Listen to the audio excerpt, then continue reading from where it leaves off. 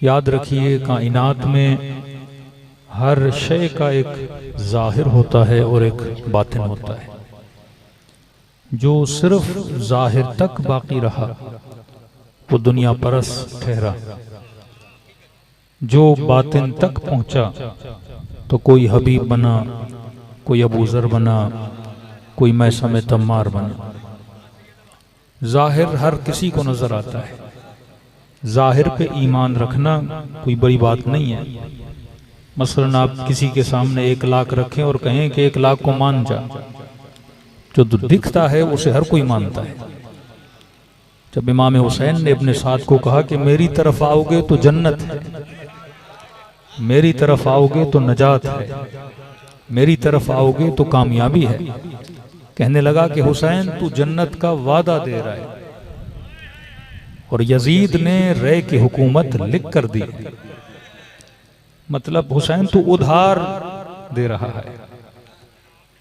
जैसे हम ख्याली पुलाव कहते हैं, अक्सर बेदीन कहते हैं ना, मौलवी आपको ख्याली पुलाव दिखाते हैं, जन्नत मिलेगी, हूर मिलेगा, गिल्मा मिलेगी। भाई किसने देखा, किसको मिली?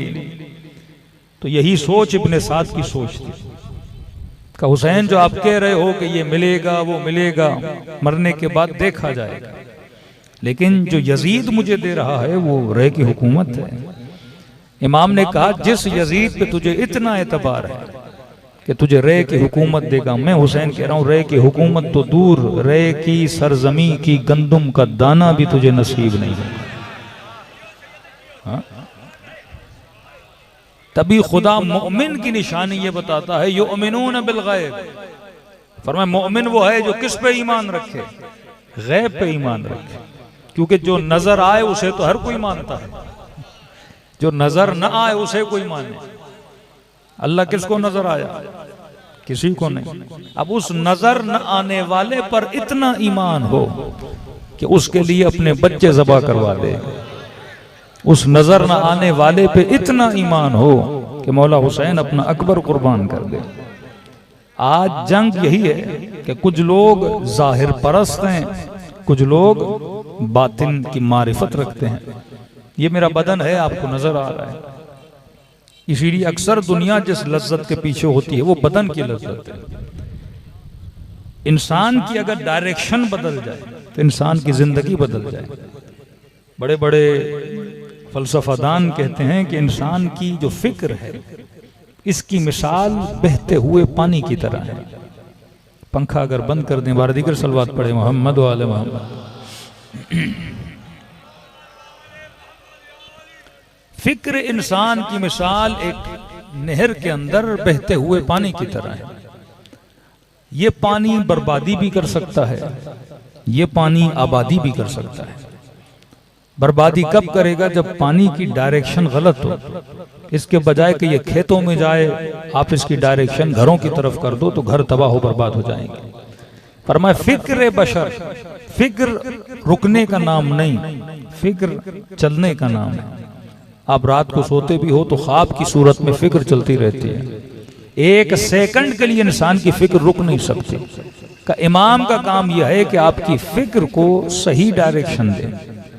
अगर फिक्र को सही रास्ता मिला तो ये फिक्र है जो इंसान को मालिक अश्तर बनाती है, और यही फिक्र है जो किसी को यजीद बनाती है, यही फिक्र है जो किसी को अपने साथ बनाती है। अभी मैं आ रहा था, कोई मदरसे के बच्चे बाहर आ रहे थे, तो जो मदरसे से आता है सर पे टोपी, चेहरे पे दाढ़ी, शलवार टखनों से ऊपर, ये लिबास है एक मदरसे के तालिब इल्म का। यहीं से किसी यूनिवर्सिटी से गुजरो, फुल सूट में बंदा होगा, टाई शाई पहनी होगी, तो सवाल है यहां से निकलने वाले के कपड़े ऐसे, वहां से निकलने वाले के कपड़े वैसे। ये कपड़े बदल क्यों गए? इंसान तो वही है। हमारा लिबास हमारी फिक्र की अक्कासी करता है, हमारे चेहरे हमारी फिक्र की अक्कासी करते हैं। मौला अली से कहा कि मौला इंसान को कैसे पहचाने? इमाम ने फरमाया इंसान अपनी जबान के नीचे छुपा हुआ है। फिक्र है दिमाग में, फिक्र बयान होगी जबान से। कहा बात करके देखना, उसकी जबान बताएगी कि मोमिन है या मुनाफिक है। ये फिक्र बशर है। अब जंग फिक्र है। अगर हमारी फिक्र अच्छी हो गई तो हमारा अमल अच्छा। और मरने के बाद कोई बदन को याद नहीं करता, मरने वाले की फिक्र को याद करता है। आज हम मिंबर से किसकी फिक्र बताते हैं? अबा अब्दुल्लाह हुसैन की फिक्र बताते हैं, इमाम हुसैन की फिक्र बताते हैं, अमीरुल मोमिनीन की फिक्र बताते हैं। तो मुआशरे में जो चीज जिंदा है वो क्या है? फिक्र अली इब्न अबी तालिब जिंदा है। फरमाया दो चीजें तुम्हारे सामने हैं, एक जाहिर है, एक बातिन है। अब अगर इंसान से ये पूछा जाए, ऐ बशर, ऐ सांस लेने वाले वजूद, ये बता इंसान की तारीफ क्या है? इंसान किसे कहा जाता है? किसी भी अंग्रेज को उठा लें, एक ही तारीफ करते हैं कि डेफिनेशन ऑफ ह्यूमन, इंसान की तारीफ यह है कि इंसान जस्ट अ बॉडी है, मतलब इंसान बस बदन का नाम है। जब तारीफ बदन बनी तो सुबह से शाम तक मेहनत किसके लिए करेगा? बदन के लिए करेगा। बिस्तर का एहतमाम करेगा तो बदन के लिए, खानों का एहतमाम करेगा तो बदन के लिए, सफर का एहतमाम करेगा तो बदन के लिए, अच्छी से अच्छी गाड़ी लेगा तो बदन के लिए, बेहतर से बेहतर घर बनाएगा बदन के लिए। क्योंकि इसने क्या सोचा? इंसान की हकीकत क्या है? बदन है। लिहाजा सुबह से शाम तक जिसके लिए मेहनत करता है वो बदन के लिए मेहनत करता है। अब जैसे 60 का होता है, 70 का होता है, 80 का होता है, अब इसके चेहरे पे मायूसी आती जाती है क्योंकि इसने अपनी हकीकत बदन को समझा। अब देख रहा है कि मेरी हकीकत बूढ़ी हो रही है, कुछ ही दिनों में मर जाऊंगा और मेरी हकीकत को मिट्टी के मनों के नीचे डाला जाएगा और मेरा बदन पोसीदा हो जाएगा। इसका मतलब इंसान ये समझता है मैं बदन हूं और बदन नाम है खत्म होने वाली चीज का, तो मतलब मैं खत्म हो जाऊंगा। और जब अपने इख्तिताम का सोचता है तो गम में निढाल हो जाता है। लेकिन आओ दरे अली इब्न अबी तालिब पर, ये जैसे मौत का सुनते थे चेहरा खिल जाता था, खुशी की खुशी आ जाती थी, क्योंकि अली ने हकीकत बदन को नहीं समझा, अली ने हकीकत रूह को समझा। बदन खत्म हो जाता है पर रूह कभी खत्म नहीं होती। दलील दूं, कुरान कहता है कुल्लु नफ्सिन ज़ाइक़तुल मौत। अल्लाह कहता है हर नफ्स ने मौत के जायके को चखना है। ये नहीं कहा हर रूह ने, हर नफ्स ने। ये नहीं कहा कि कुल्लु इंसान, हर इंसान ने, नहीं, हर नफ्स ने। किसका जायका चखना है? मौत का जायका। हजरत इब्राहिम से पूछा या नबी अल्लाह मौत कैसी है? तो फरमाया ऐसे जैसे रेशमी कपड़े को कांटों पे रखा जाए और खींचा जाए। हजरत मूसा से पूछा या नबी अल्लाह मौत कैसी है? फरमाया ऐसे है जैसे किसी जिंदा हैवान के बदन से उसकी खाल को उधेड़ा जाए। मौला अली से पूछा मौला मौत कैसी है? इमाम ने फरमाया मोमिन के लिए ऐसे जैसे गुलाब के फूल को सूंघा जाए।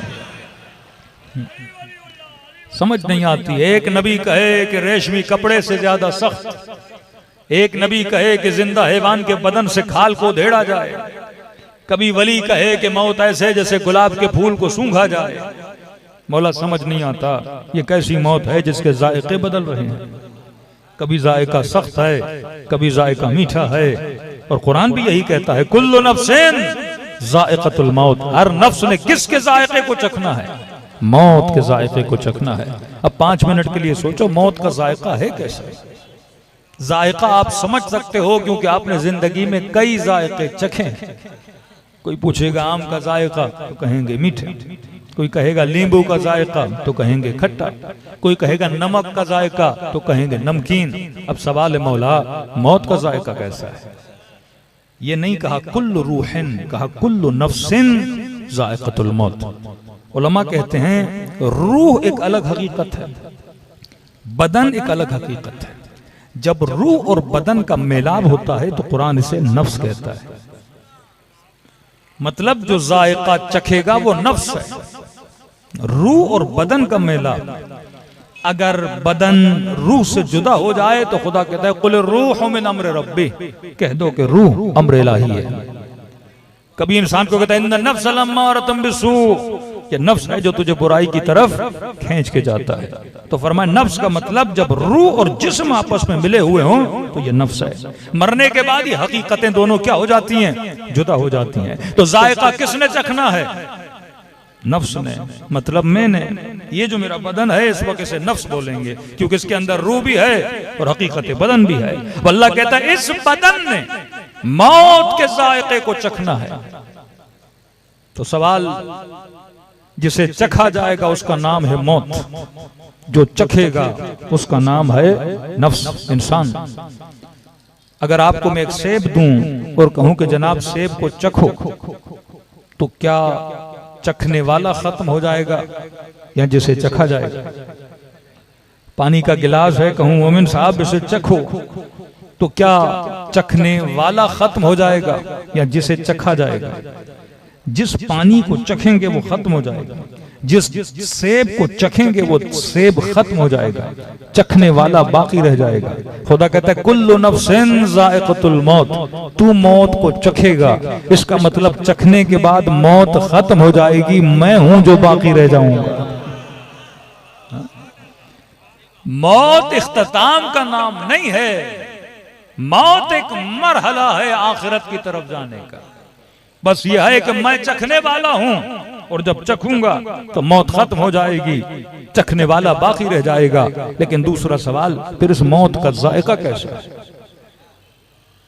क्या मौत का जायका सबके लिए एक जैसा है या अलग अलग है? आप 1 किलो सेब लेकर आए, अब कहें कि सेब साहब जब अली वाला खाए तो मीठे रहना, जब मुनकिर अली खाए तो कड़वे हो जाना।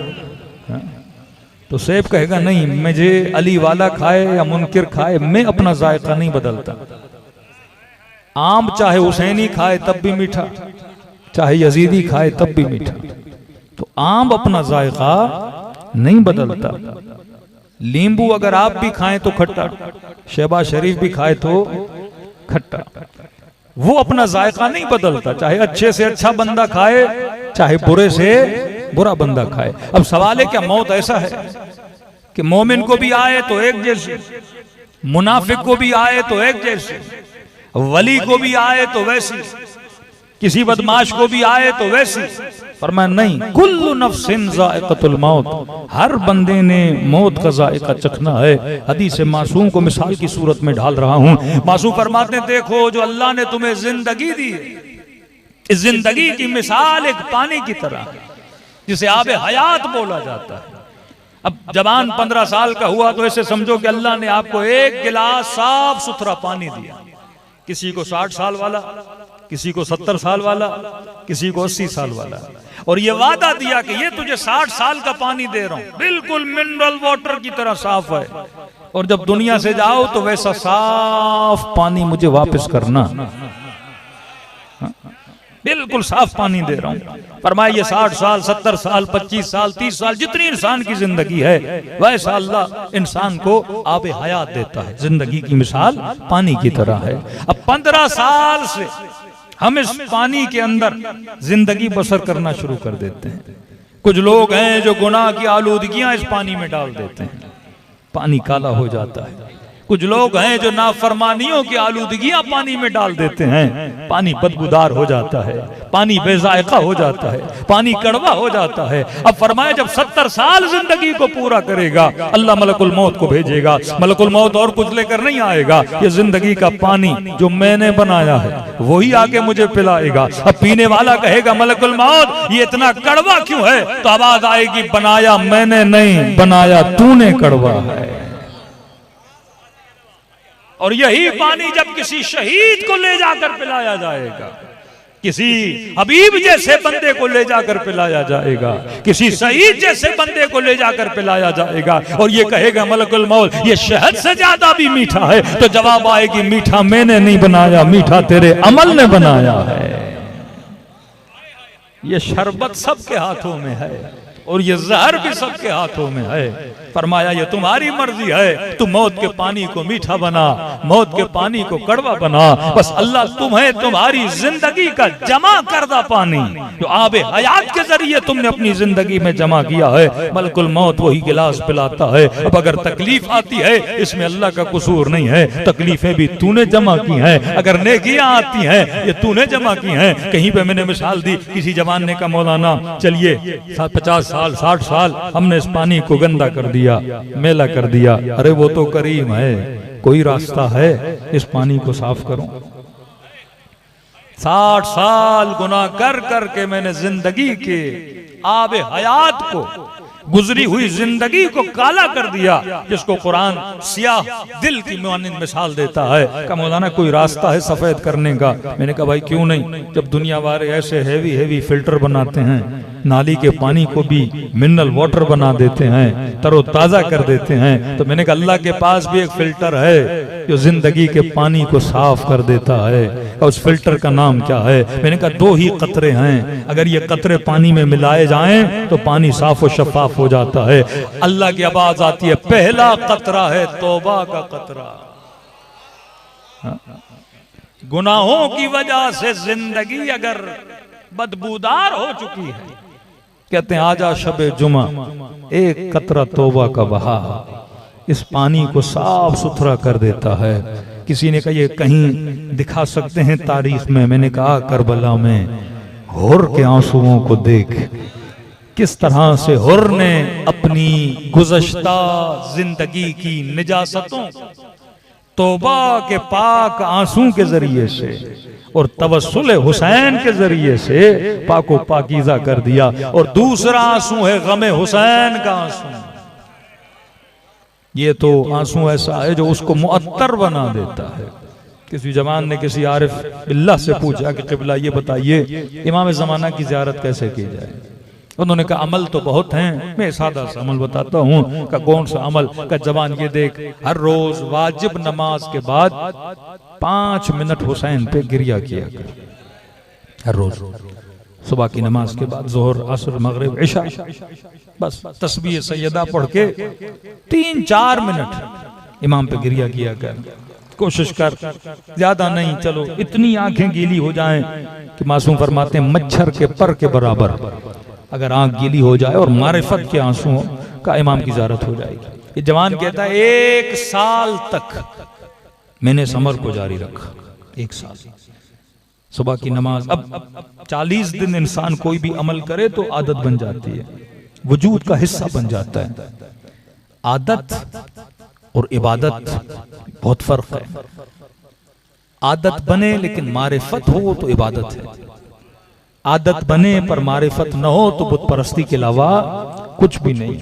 कहता 1 साल, कहते मौलाना एक दिन सुबह की नमाज थी और मैंने तस्बीह सैयदा पढ़ी, आदतन 3-4 जुमले इमाम हुसैन के मसाइब को याद किया। यहाँ ज़ियारत आशूरा के सलाम अलल हुसैन वाला अली इब्न हुसैन वाला औलाद हुसैन वाला असहाब हुसैन।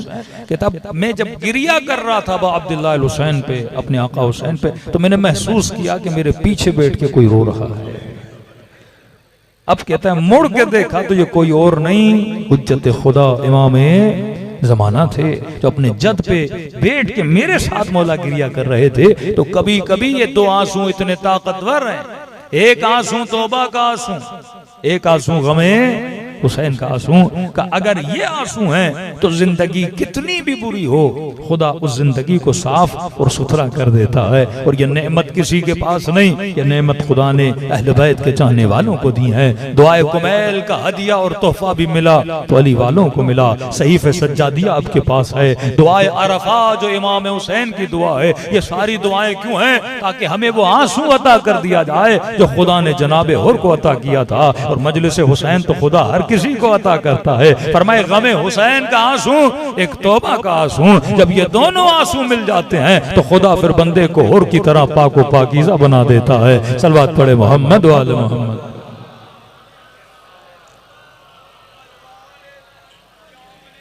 अज़ीज़ान मोहतरम, जब तक अपने बातिन तक नहीं पहुंचेंगे।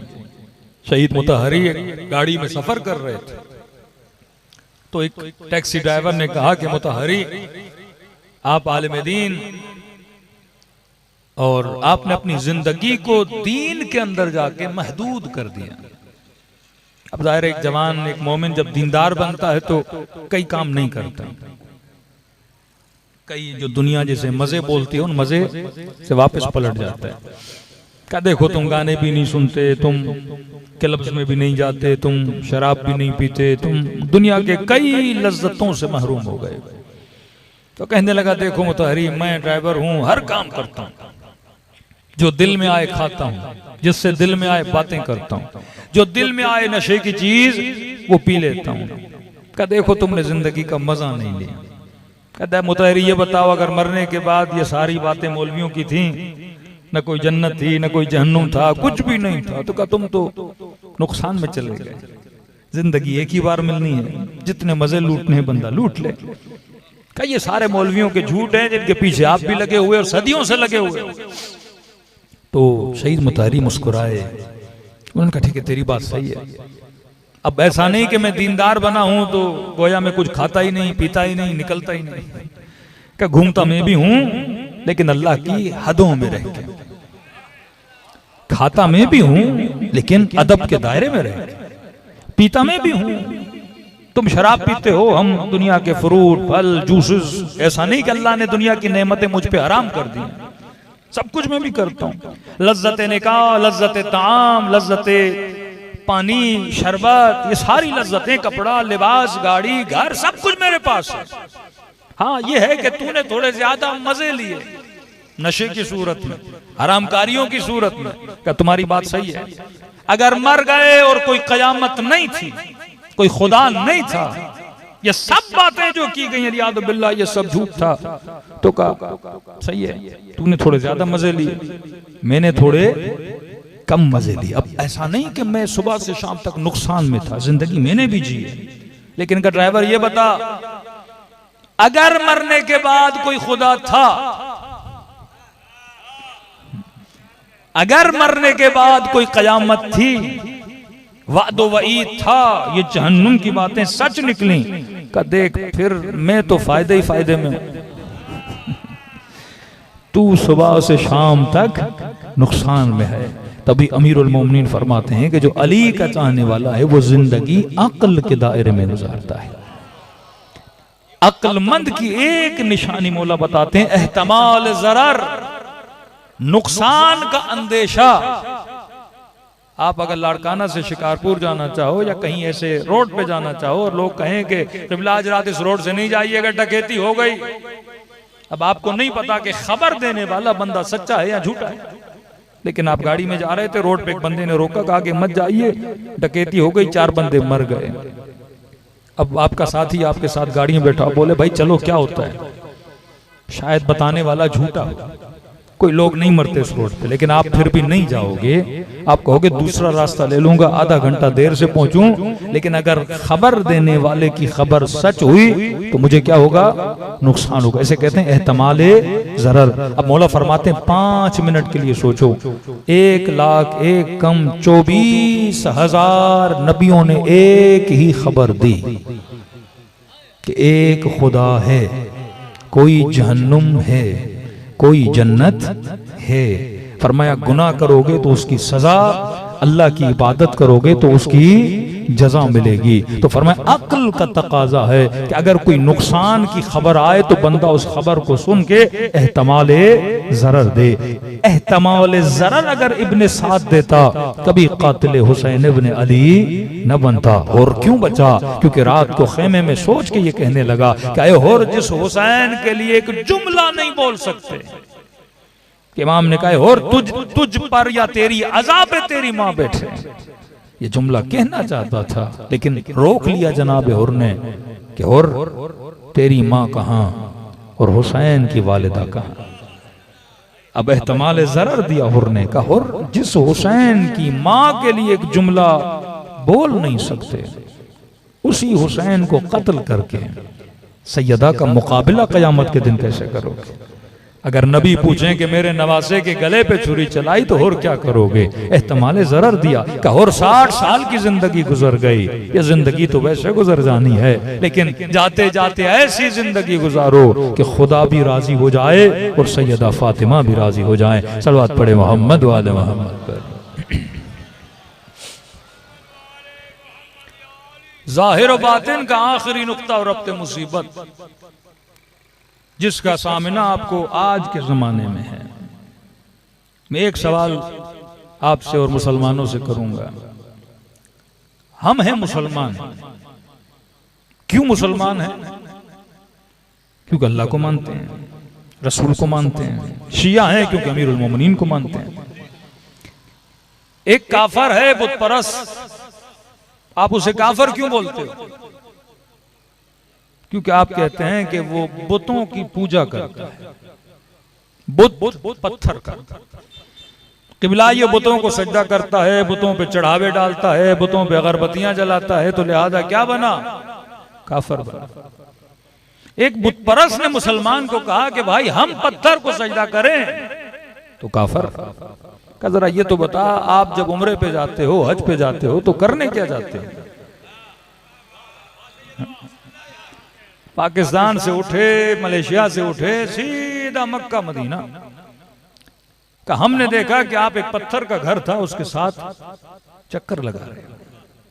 फिर हमने देखा कि काला पत्थर है जिसको हजर अस्वद बोला जाता है, उसको बोसे दे रहे हो। फिर देखा कि सही और सफा और मरवा, सफा भी पहाड़, मरवा भी पहाड़ी, दोनों पत्थर का। यहां से दौड़ लगाते हो उस पत्थर तक, उस पत्थर से दौड़ लगाते हो दूसरे पत्थर तक। फिर आमाल हज में आते हो, शैतान को पत्थर मारना, जिसे मारते हो वो भी पत्थर का, जिससे मारते हो वो कंकर भी पत्थर का। आपके सारे अमाल हैं पत्थरों के इर्द गिर्द। आप ये सारे काम करके आओ तो हाजी साहब। और कह रहे हमने एक छोटा सा पत्थर मंदिर में बनाया है, उसे अगर चढ़ावा दें तो हम काफिर। और कहा कि शिया तो 2 कदम आगे, वहां भी तो जाएगा सिर्फ काबे का तवाफ करके सही सफा, वहां के पत्थरों को चूम के आ जाएगा। कि शिया तो करबला जाए, चांदी को भी चूमे, सोने को भी चूमे, अलम बनाए लकड़ी का उसे भी चूमे, सजदा करें तो सजदा रखें वो भी पत्थर का। तो मतलब आप पत्थर पे सजदा करो तो मोमिन, और हम पत्थर पे चढ़ावे करें तो मुनाफिक, तो काफिर। इबादत का अगर फलसफा ना हो तो वो बुत परस्ती है। वो चाहे मुस्लिम करे या चाहे कोई हिंदू करे। तभी कहा कि अपने उसूल में जब तक तहकीक नहीं करोगे तो तुम्हारे दरमियान और एक हिंदू के दरमियान कोई फर्क नहीं है। कि कयामत के दिन खुदा एक हिंदू को उठाएगा, एक मुसलमान को उठाएगा कि बता तूने किसको सजदा किया? हिंदू कहेगा कि खुदा मैंने बुत को सजदा किया। तो अल्लाह पूछेगा बुत को सजदा क्यों किया? तो कहेगा क्योंकि हिंदू मोहल्ले में पैदा हुआ था, माँ बाप हिंदू थे, सबको सजदा करते हुए देखा, लिहाजा मैंने भी क्या कर दिया? सजदा कर दिया। आतश परस्त को उठाएगा, तूने किसे सजदा किया? कहेगा मैंने आग को सजदा किया। क्यों किया? आबा व अजदाद सजदा कर रहे थे, लिहाजा मैंने भी कर दिया। यहाँ पे एक मुसलमान को खड़ा करेगा, तूने किसको सजदा किया? बड़े फख्र से कहेगा खुदाया तुझे सजदा किया। अल्लाह कहेगा मुझे क्यों किया? अगर ये कहेगा परवरदिगारा इसलिए सजदा किया क्योंकि मेरे माँ बाप तुझे सजदा करते थे, या मैं लाड़काना में पैदा हुआ, सारे मुसलमान थे, लिहाजा सब तुझे सजदा कर रहे थे, मैंने भी तुझे सजदा किया। अब मौला फरमाते अल्लाह की आवाज आएगी, अगर मैं तेरा आदिल खुदा हूं तो जो तेरी दलील थी वही हिंदू की दलील थी, जो हिंदू की दलील थी वही आतश परस्त की दलील थी कि माँ बाप को देख के, उसने भी माँ बाप को देख के, तुमने भी माँ बाप को देख के। अगर इस दलील की बुनियाद पे तुझे जन्नत में भेजूं तो उसे जहन्नुम में क्यों भेजूं? और उस दलील की बुनियाद पे अगर उसे जहन्नुम में भेजूं तो तुझे जन्नत में क्यों भेजूं? अब आओ नहजुल बलागा की तरफ। अमीरुल मोमिनीन से पूछा, ऐ अली आपने अल्लाह को सजदा क्यों किया? आवाज आई, परवरदिगारा अली ने तुझे सजदा किया क्योंकि अली ने तुझे ही लायक सजदा माना। तेरे अलावा अली को कोई खुदा मिला ही नहीं। ये सजदा है दलील वाला सजदा। इस सजदे पे जज़ा भी मिलती है और कसीमुन नारे वल जन्नत भी बनाया जाता है। लेकिन वो सजदे जो आदत वाले हों, तो फरमाया एक जो हम करते हैं उसका जाहिर है, एक है उसका बातिन। नमाज अगर सिर्फ जाहिर को पकड़ो तो ये बुत परस्ती है, लेकिन बातिन तक जाओ तो ये इबादत है। हज अगर सिर्फ जाहिर को पकड़ो कि मौला हुसैन हज कर रहे हैं और अपने हज को तोड़ छोड़कर करबला की तरफ रवाना हो रहे हैं और कह रहे हैं कोई मेरी मदद करने वाला। लेकिन यही मुसलमान तवाफ खाने खुदा करते रहे और अल्लाह का हकीकी घर, इस घर को छोड़ के जा रहा है।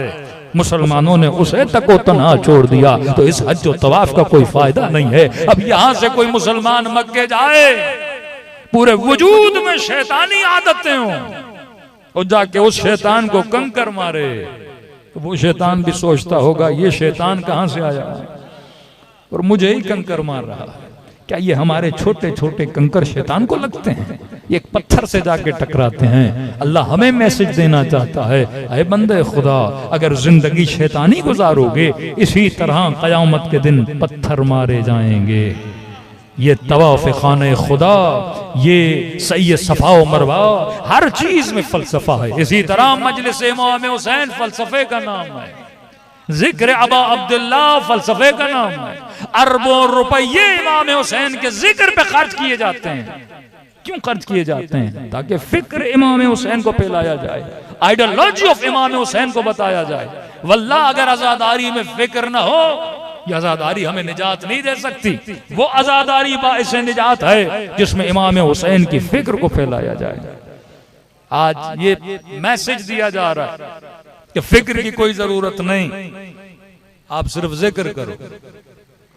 मैं बारहा कह चुका हूं, इस वक्त मुसलमानों का सबसे बड़ा दुश्मन कौन है? जिसने हजारों की तादाद में मुसलमानों को कत्ल किया, इस्राइल है। उसके पीछे इस्तेमारी ताकतें हैं।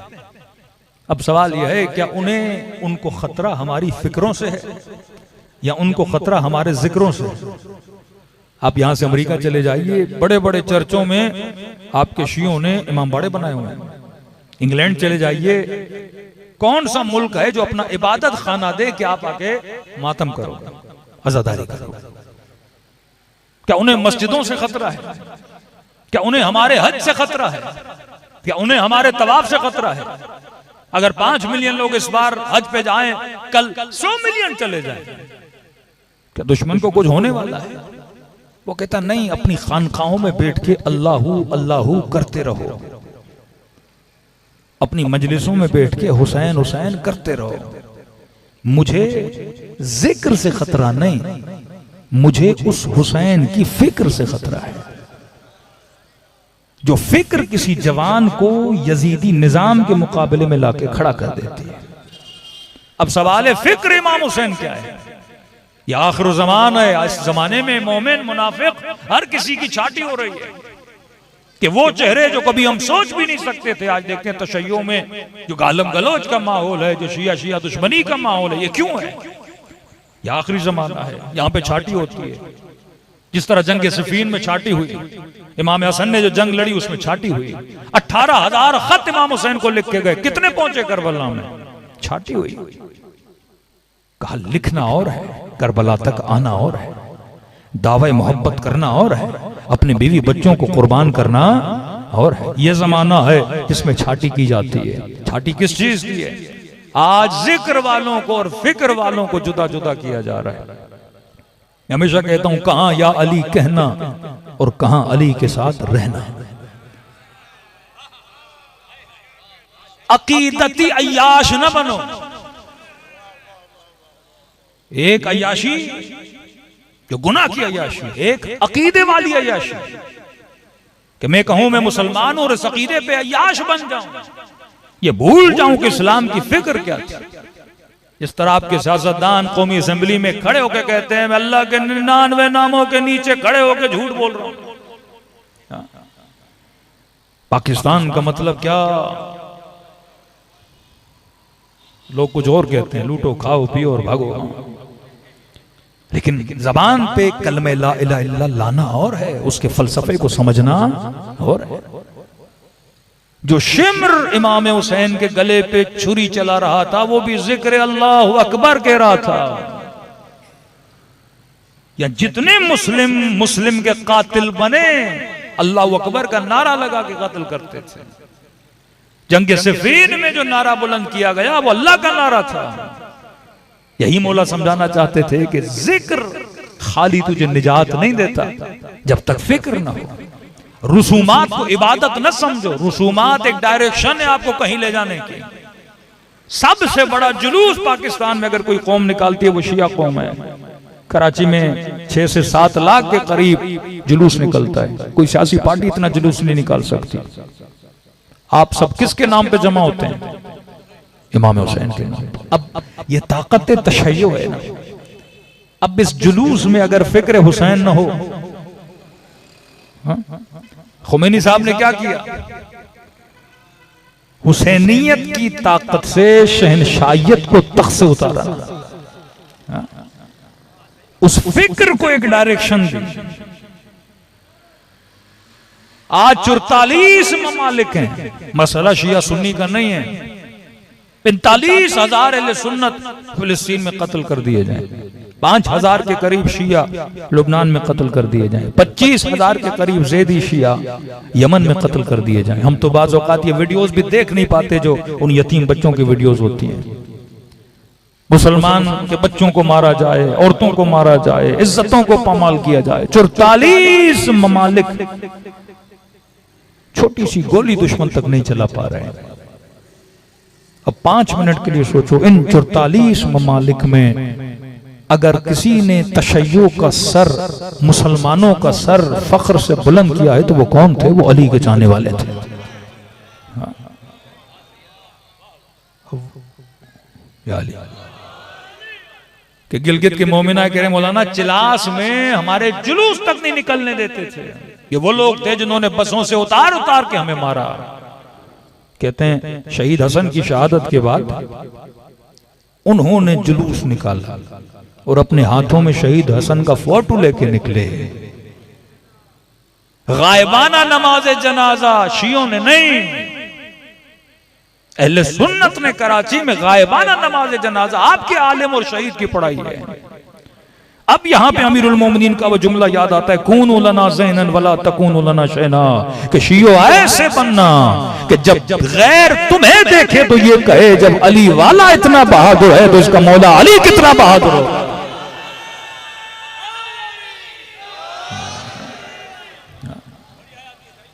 ये वो तशय्यो का चेहरा थे जिन्होंने शीयत के नाम को न सिर्फ अपनों में रगियार में मशहूर किया,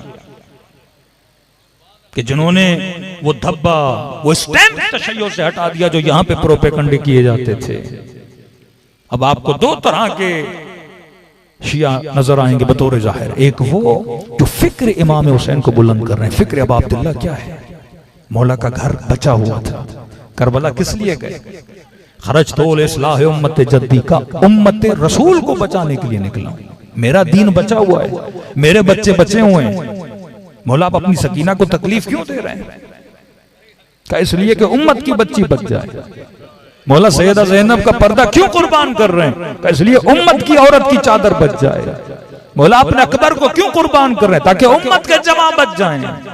और ये वसीयत अमीरुल मोमिनीन की अपने हसन बेटे को बिस्तर पे सो रहे हैं। एक इंसान के आखिरी अल्फाज उसकी जिंदगी के बेहतरीन अल्फाज होते हैं। फरमाया हसन उसीकुम बितक़वल्लाह व नज़्मिल अम्र, ऐ मेरे लाल मैं तक़वा इलाही की वसीयत करके जा रहा हूँ। दूसरी वसीयत जो हमारे यहाँ बहुत कम पाई जाती, अपने उमूर में नज़्म को पैदा करो, ज़ब्त को पैदा करो, अपनी जिंदगी को सेटिंग के अंदर लाओ। फिर फरमाया कूनू लिज़ालिम खस्मा वलिल मज़लूम औना, मेरे लाल मेरे शियों को पैगाम देना, कभी भी दिल में जालिम के लिए मोहब्बत को न रखना,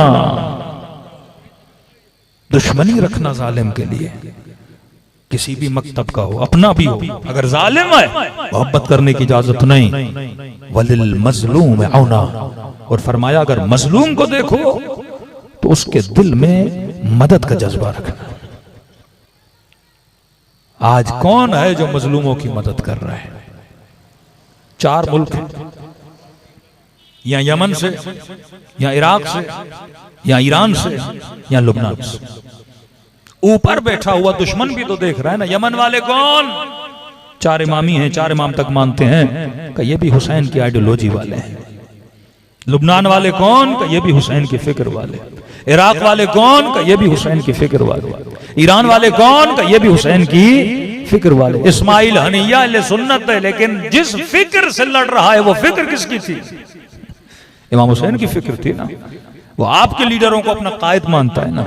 तो वो समझ गया कि अगर किसी मुसलमान से हमें खतरा है तो उस मुसलमान से खतरा है जिसके जहन में हुसैन की फिक्र बस रही है। यह फिक्र हुसैन है जो इंसान को जालिम के सामने झुकने नहीं देती। पूछा गया मुसलमान को असलन डेफिनेशन ऑफ मुस्लिम क्या है? मुसलमान की तारीफ यह है जो हक को एक्सेप्ट करे, बातिल का इनकार करे। आपके सामने कोई सच बात की जाए, बोलो जनाब आप सही बोल रहे हो, यहां पे मैं गलत हूं, का ये मुस्लिम है। रसूल के बाद मोमिन उसे क्यों बोला गया जिसने अली को माना?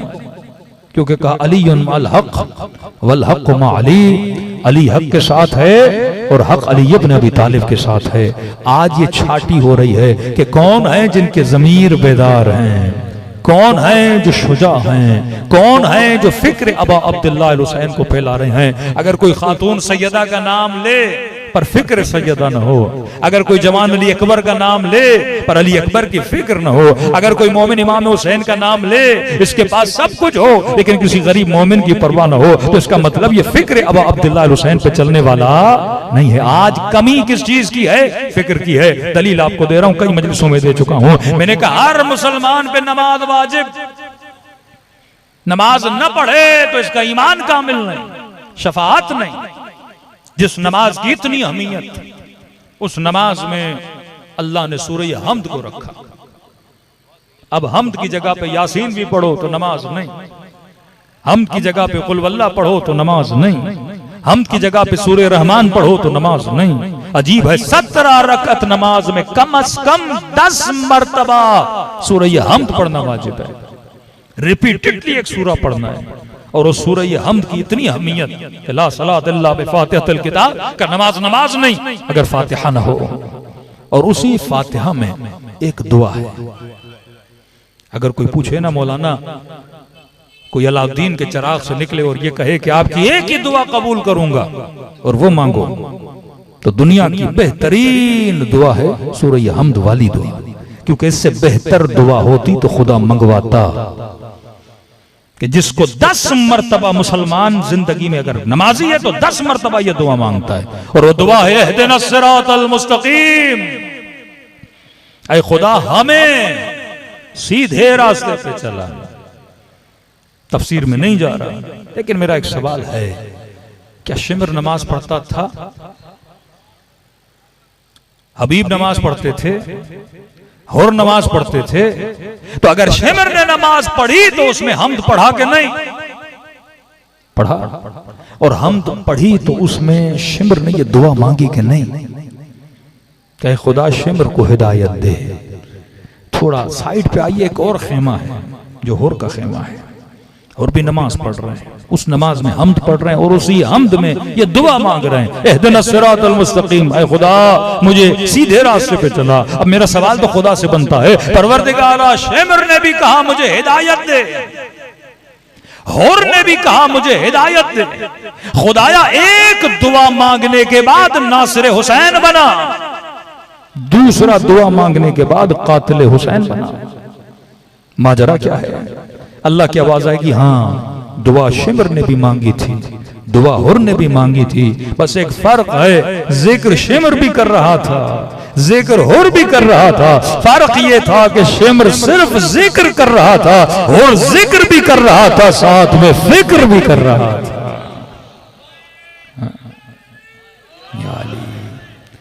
हिदायत उसे मिलती है जो जिक्र के साथ फिक्र करे।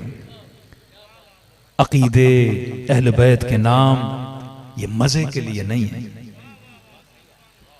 कि इमाम हुसैन कह कर गए करबला का, लोगों ने दीन को जबान की चिटखारी बना दिया है, अय्याश बन गए हैं, अल्लाह का नाम लेके मजा लेते हैं, लेकिन अल्लाह की दी हुई फिक्र को छोड़ देते हैं।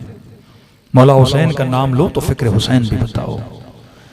फिक्र हुसैन इंसान को गुनाह से दूर करती है, फिक्र हुसैन इंसान को हबीब बनाती है, फिक्र हुसैन इंसान को ज़ुहैर बनाती है, फिक्र हुसैन खुमैनी और हसन नसरुल्लाह जन्म देती है, फिक्र हुसैन शुजाअत का पैगाम देती है कि आज दुनिया की ताकतें अगर किसी से डरती हैं तो बस अली वालों से डरती हैं।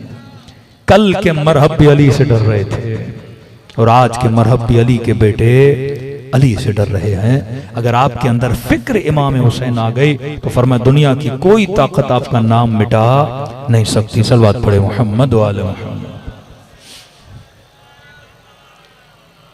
तो उन लोगों से बचिए जो सिर्फ आपके बच्चों को जिक्री बना रहे हैं कि भाई बस नाम लो, ये नाम काफी है।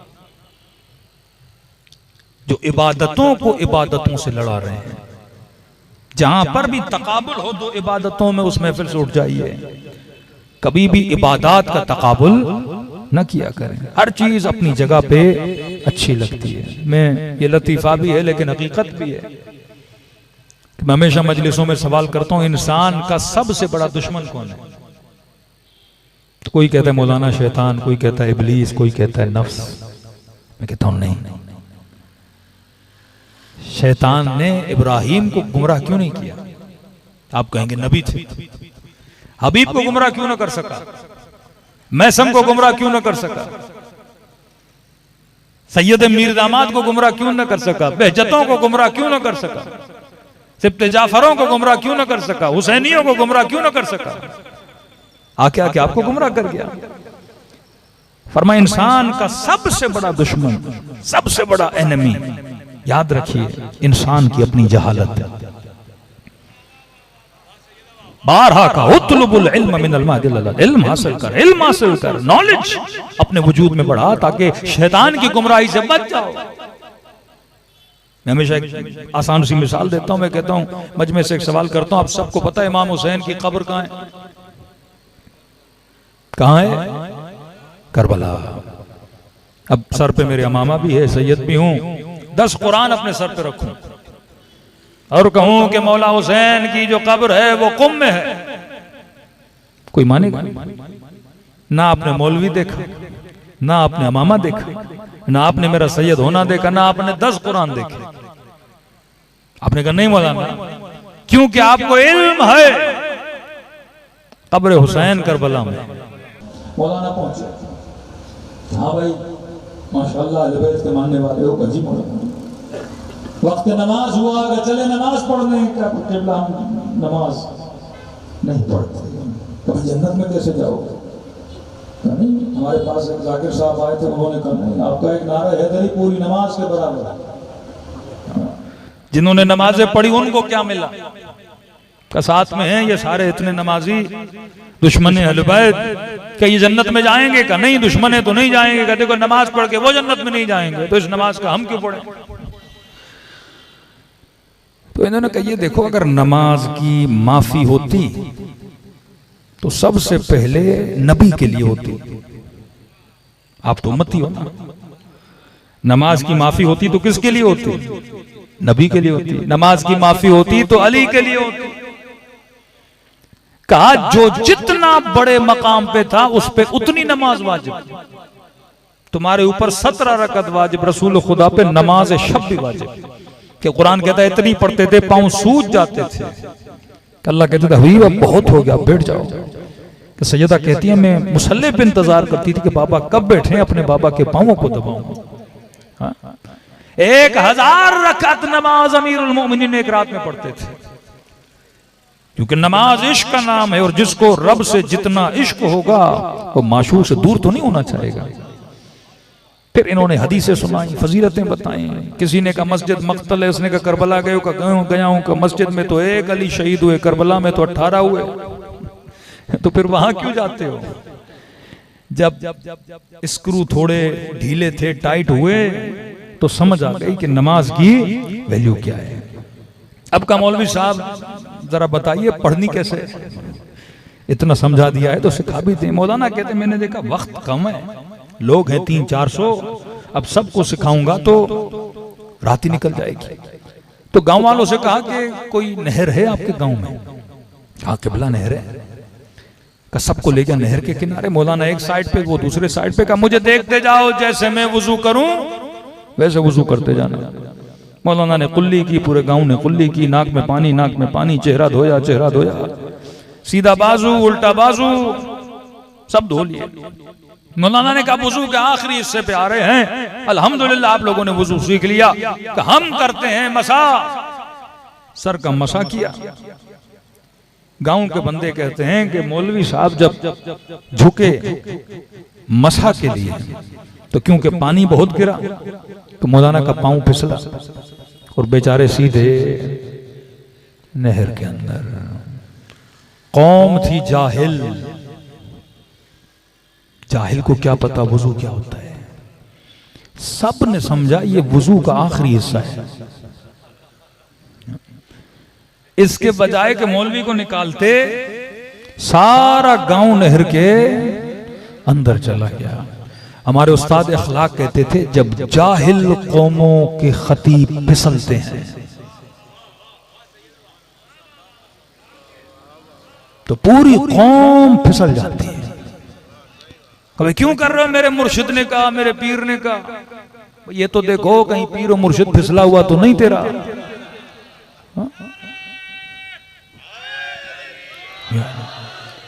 तो फला सैयद बादशाह हैं, फला ने ये किया, फला ने बंदे खुदा। देखो तो सही, असल जो रोल मॉडल खुदा ने आपको दिया, जो आईना दिया, वो मोहम्मद और आले मोहम्मद है। कोई कुरान की मुखालिफत करे वो मुसलमान नहीं हो सकता। कोई किरदार अली की मुखालिफत करे वो शिया नहीं हो सकता। फिक्र हुसैन की मुखालिफत करे उसका इस मकतब से कोई ताल्लुक नहीं है। फरमाया मर जाओगे, अगर कोई चीज बाकी रहेगी तो वो तुम्हारा किरदार है जो बाकी रहेगा।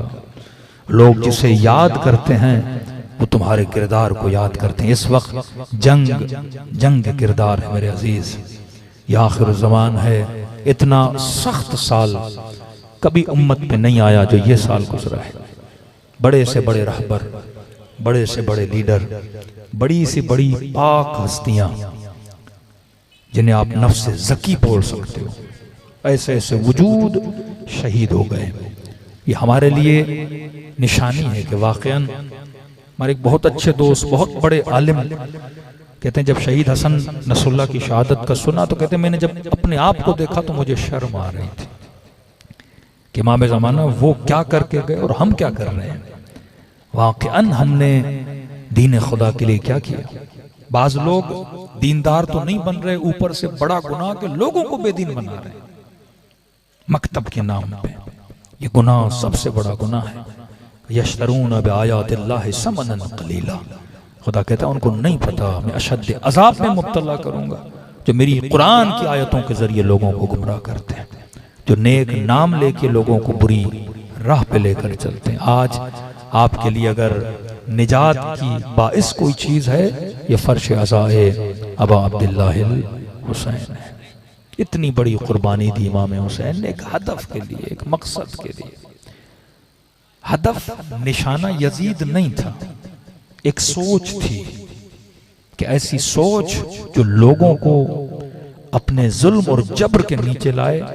लोग खामोश रहे। खामोश रहेंगे तो कभी सैयदा के घर पे आग लगेगी, खामोश रहेंगे कभी हसन के कदमों के नीचे से मुसल्ला खींच लिया जाएगा, और जब खामोशी बढ़ेगी तो फिर उसकी इंतहा करबला है कि नोके नेजा पे कटे हुए सरों को रखा जाएगा।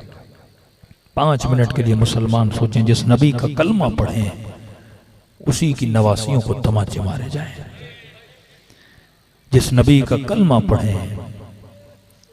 मेरे किसी भाई अहले सुन्नत ने कहा, शिया कहते हैं कि नबी की बेटी का पहलू तोड़ा गया, आग भरा दरवाजा। कि कैसे मुमकिन है मौलाना, मुसलमान नहीं थे, नबी की बेटी है। मैंने कहा ज्यादा दूर नहीं, 62 हिजरी में आ जाओ। उसी नबी की बेटी का नाम है ज़ैनब कुबरा। इमाम रज़ा फरमाते हैं अगर हम इस तरह गम न मनाते तो दुनिया यही बोलती ये भी झूठ है, करबला अफसाना है, शियों ने मनाया। हुक्म दिया का ऐसे मनाओ कि दुनिया का कोई फर्द करबला को झुटला ना सके। करबला हुज्जत का नाम है। जब आप रोते हो, जब मिंबर से खतीब पढ़ता है कि सकीना को तमाचे लगे, ये सुनने वालों के लिए हुज्जत तमाम हो रही है कि अगर करबला में हो सकता है तो पहले भी उससे सुना कि हुसैन की पसलियां कैसे टूट रही थी। बहन के सामने भाई के होठों पे छड़ियां मारी जाएं, ये वो होंठ जिसे नबी बोसा दिया करते थे। 4 साला बच्ची को तमाचे मारे जाएं। खल्कन व खुल्का, जो अखलाक में, अदब में, सूरत में, सीरत में नबी जैसा, कि बाजार में आके ये कहें कि अरे मुसलमानों, अगर किसी ने मेरे नाना की ज़ियारत करनी है, मेरे अकबर के चेहरे को देखे। करबला इत्माम हुज्जत का नाम है और आप इस फरीजे को अंजाम दे रहे हैं। करबला जुल्म के खिलाफ उठने का नाम है। करबला गलत को गलत कहने का नाम है। करबला अच्छाई को बुलंद करने का नाम है। करबला मुकम्मल दीनदारी का नाम है। ये करबला अगर हमारे वजूद में आए, फिर सैकड़ों अहादीसें पढ़ो जाके। फरमाया शियाती अला मनाबिर मिन नूर, ऐसा शिया कयामत के दिन नूर के मेंबर पे बैठा होगा। हर मुसलमान रश खाएगा, काश मैं भी हुसैन का अज़ादार होता। ऐसे अज़ादारों के कदमों से मलाइक अपने परों को मस करके जाते हैं। फरमाया जब फर्श अज़ा बिठता है तो मलाइक अल्लाह से इजाजत मांगते हैं, खुदा हम जाएं। कहते हैं मलाइकतुल्लाह को इजाजत मिलती है। मजलिस खत्म होती है, मलाइक वापस जाते हैं। जो न आ सके वो इनसे पूछते हैं कहां से आ रहे हो? तुम्हारे वजूद से नूर टपक रहा है, खुशबू आ रही है। तो कहते हैं हम हुसैन की मजलिस में शिरकत करके आ रहे हैं। हदीस के जुमले हैं, रिवायत के जुमले हैं। ये जो नहीं गए थे अल्लाह से दरखास्त करेंगे, खुदाया हम जा सकते हैं। अल्लाह की आवाज आएगी मजलिस तो खत्म हो चुकी है। कहते खुदाया फिर भी इजाजत दो, जिस जगह पे हुसैन के अज़ादार बैठे थे वहां से अपने परों को मस करके आए। इतनी कद्र है, कीमत है उस इंसान की जिसके दिल में इमाम हुसैन की मोहब्बत और खुलूस है। अजीजों, दिलों को करबला की तरफ रवाना करें। ऐसे सलाम करें जैसे ज़ैनब ने भाई को सलाम किया, जैसे सकीना ने बाबा को सलाम किया। किसी ने मेरे मौला से पूछा कि मौला इतनी ताकीद क्यों है कि आपके बाबा को कसरत से सलाम करें? ज़ियारत आशूरा 100 सलाम हैं इमाम हुसैन को। मेरे मौला फरमाते हैं क्योंकि आशूरा के दिन मेरा बाबा तरस गया था, कोई मेरे बाबा को सलाम करे। क्या मौला कोई सलाम नहीं करता था? का नहीं, कहते थे ये बागी है, इसे सलाम न करो। का जब तुम में से कोई सलाम करता मेरे बाबा के कलेजे को ठंडक मिलती है। बारहा पढ़ चुका, सखी में और करीम में जमीन और आसमान का फर्क है। सखी मांगने पे देता है, करीम न मांगने पे अता करता है। मौला का बूढ़ा आशिक था, जब देखा ना ज़ाहिर करबला जा रहे हैं तो रो पड़ा। आया मुसल्ले पे और अर्ज की कि मौला हुसैन लगता है कि आपकी ज़ियारत सिर्फ अमीरों के लिए है। मौला मैं गरीब हूं, मुझे क्यों नहीं बुलाते? मौला मैं बीमार हूं, मुझे क्यों नहीं बुलाते? सो गया, ख्वाब के आलम में इमाम को देखा। इमाम ने फरमाया मेरे आशिक वो अभी करबला गए हैं, हुसैन तेरे ख्वाब में खुद आया है। ये न बोला करो कि हुसैन सिर्फ अमीरों का इमाम है। फरमाया वो जाके मेरी जरी को देखेंगे, तू हुसैन के चेहरे का दीदार कर रहा है। रही बात मेरी ज़ियारत की, फरमाया ऐ आशिक जिंदगी में एक बार भी अगर हो सके करबला आना जरूर, क्योंकि मरने के बाद इसके सवाब को देख के पछताओगे बड़े, कहीं काश ज्यादा जाता। इमाम रजा से मनकूल है ना, तुम एक बार आते हो, हम 3 बार बरज़ख में तुमसे मिलने के लिए आते हैं। वहां की आसानियां यहाँ की ज़ियारतें दूर करते हैं। कहने लगा मौला अगर ना आ सकूं तो क्या सवाब से महरूम रहूंगा? अगर ऐसा होता तो तुम्हारे ख्वाब में आके ज़ियारत न कराते। क्या मोमिन आ सकते हो, आओ, ज़हमत मेहनत करके भी आओ, लेकिन अगर नहीं आ सकते तो फरमाया हम करीम हैं। जब भी तेरा दिल तड़पे हुसैन के लिए, फरमाया खुलूस से दिल से मुझ गरीब को एक सलाम किया करो। मौला सलाम से सवाब मिल जाएगा? कहाँ मिलेगा? एक निशानी अगर तेरे अंदर आ जाए। मौला वो कौन सी निशानी? का जब मुझ हुसैन को सलाम करो, अगर न चाहते हुए तेरी आंखों से आंसू निकल आए।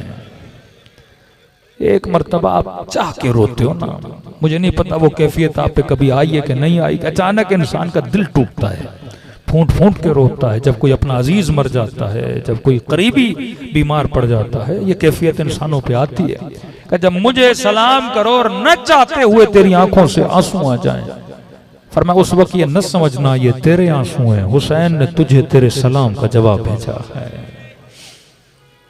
आइए दिलों को करबला की तरफ रवाना करें, खुद भी सवाब लें और इन सलामों का सवाब मरहूम की रूह को भी बख्शें। सबसे बड़ी दुआ अगर इस मिंबर से मैं कर सकता हूँ वो यही है कि खुदा हमें कब्र की पहली रात हुसैन की ज़ियारत नसीब फरमा। ऐसे सलाम करें जैसे ज़ैनब ने भाई को सलाम किया, जैसे सकीना ने बाबा को सलाम किया। मैं कहता हूँ मोमिन आप सलाम तो करोगे लेकिन ज़ैनब जितने प्यासे नहीं हो। आप सलाम तो करोगे पर सकीना जितने जख्मी नहीं हो। वो कैफियत अपने वजूद में रखो, जहनों को करबला की तरफ ले जाओ और खुलूस से दिल से सलाम करें। जिसे आता है पढ़े, जिसे नहीं आता नाम हुसैन तो सबको आता है, कम से कम अपने मौला का नाम अपनी जबानों पे बुलंद करें सब मिलकर। अस्सलाम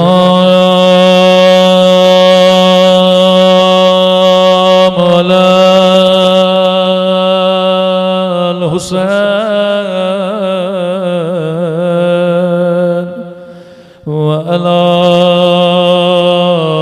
अली इब्न हुसैन व अला औलादिल हुसैन व अला अस्हाबिल हुसैन। सब मिलके अस्सलाम अलैल हुसैन व अला अली इब्न हुसैन की सदा बुलंद व अला औलादिल हुसैन व अला अस्हाबिल। माशाअल्लाह सब मिलके अस्सलाम अलैल हुसैन व अला अली इब्न व अला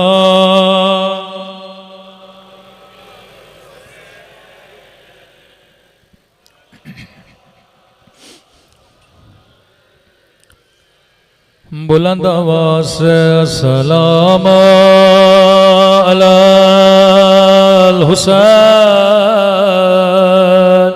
व अला अली इब्न व अला औलादिल हुसैन व अला अस्हाबिल। मेरा सलाम हो ज़ैनब की लुटी हुई चादर पे,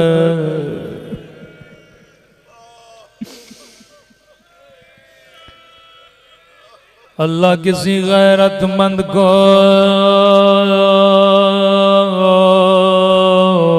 ये मंजर न दिखाए।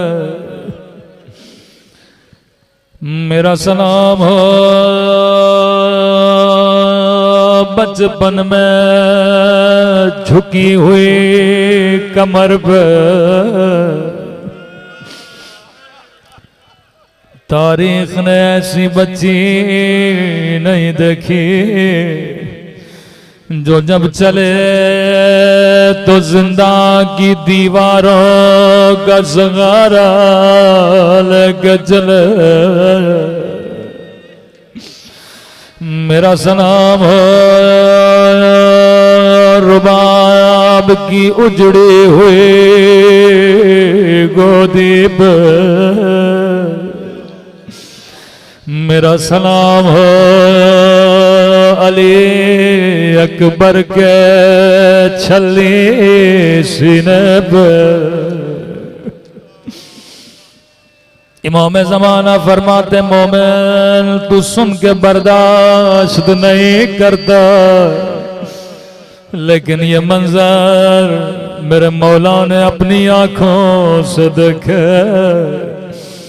एक जुमला इमाम ज़माना का सुने, ये किसी जाकिर के जुमले नहीं, फर्जंद ज़हरा के जुमले में जो मारिफत रखने वाले आए। अगर रोना चाहते हो जिंदगी में कभी ज़ियारत नाहिया पढ़ा करो, ये इमाम ज़माना का नुआ है। फरमाते मेरा सलाम हो उन नन्हे से रुखसार पे, मेरे मौला ने नाम नहीं लिया, कदीमी मोमिन इशारा किया। अल्लाह जाने या अली असगर के रुखसार या सकीना के रुखसार, जवाब मेरे मौला ने दिया। मेरा सलाम हो उन नन्हे से रुखसारों पे ओ जिनका रंग बदलता रहा, ये नहीं का रंग बदल गया बल्कि बदलता रहा। कभी शिमर के तमाचों ने रंग नीला किया, कभी जालिम के तमाचों ने रंग सिया किया।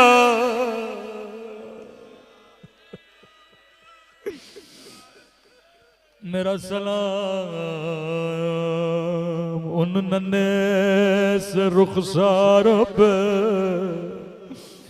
जिनका रंग बदलता रहा। शायद कोई बरादर अहले सुन्नत मौजूद हो, शायद हम शियों से कहें शिया सकीना पे इतना क्यों रोते हैं।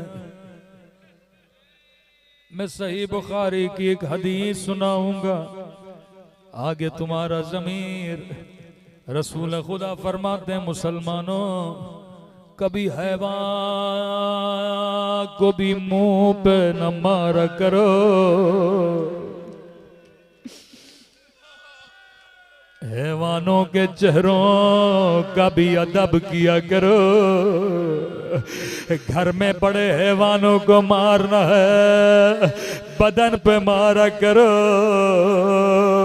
लेकिन कभी चेहरे पे न मारा करो। रावी कहता जिंदान शाम बच्ची की गोद में बाबा का कटा हुआ सराया, सर को सीने से लगाया, रो के कहने लगी मेरे गरीबुल वतन बाबा, और मेरे 3 दिन के प्यास है बाबा। बाबा जरा आंखें खोलो, जरा मेरे चेहरे को देखो। मेरे मौला सजाद फरमाते हैं ये जुमला कहने के बाद बच्ची की रूह बर्बाद कर गए। कहने लगी बाबा मेरा रुखसार छोटा था, लेकिन जालिम का हाथ बड़ा था।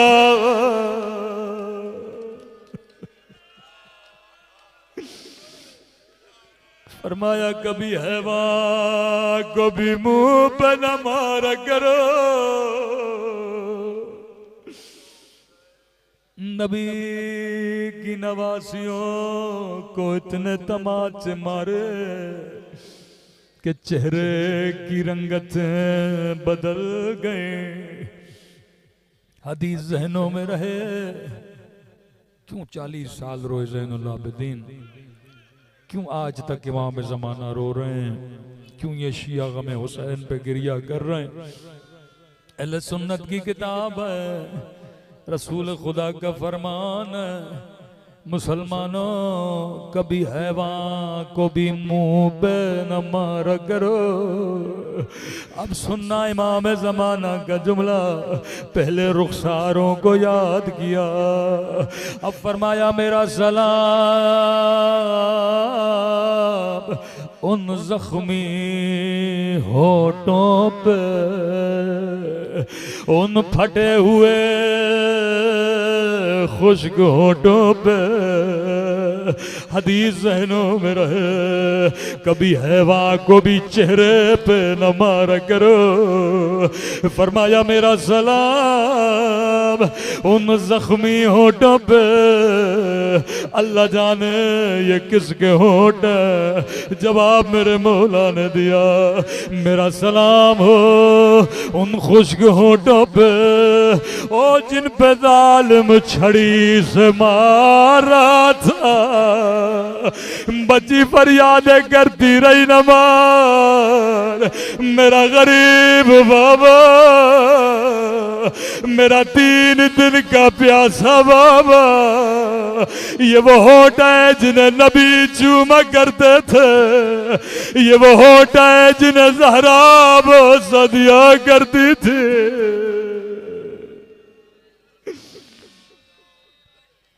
एक जुमला इमाम ज़माना की खिदमत में, मौला अपने काब का सलाम उन होठों पे जिन्हें छड़ी मारी गई। मैं कहूँ मेरा सलाम नन्ही सी आंखों पे जो ये मंजर देख रही थे। अल्लाह किसी बच्ची को बाबा का कटा हुआ सर न दिखाए, अल्लाह किसी बच्ची को बचपन में यतीम न बनाए। अल्लाह